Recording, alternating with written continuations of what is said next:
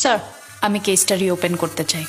এবার অ্যাকশন তারকা হিসেবে বড় পর্দায় আসছেন তাসনিয়া ফারিন। ঈদে মুক্তি পাচ্ছে শরীফুল রাজ এবং তাসনিয়া ফারিন অভিনীত সিনেমা ইনসাফ।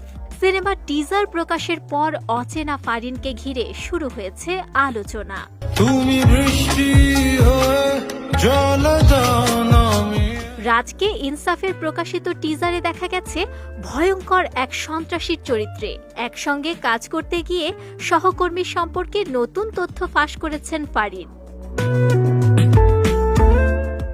সম্প্রতি এক সাক্ষাৎকারে রাজ সম্পর্কে কথা বলতে গিয়ে অভিনেত্রী বলেন, শরীফুল রাজের কাজের ধরন দেখে আমি মুগ্ধ।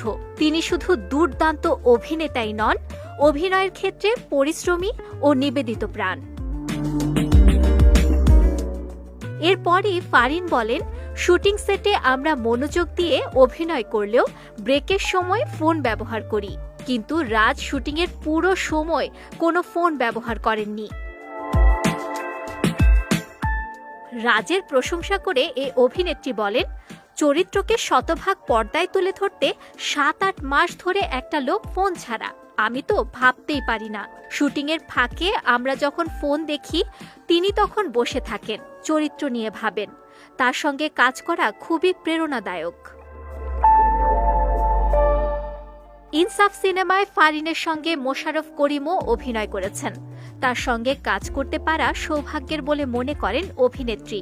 জীবনে চলার পথে সহকর্মী মোশাররফ করিমের দেওয়া উপদেশগুলো মেনে চলবেন বলেও জানান তাসনিয়া ফারিন।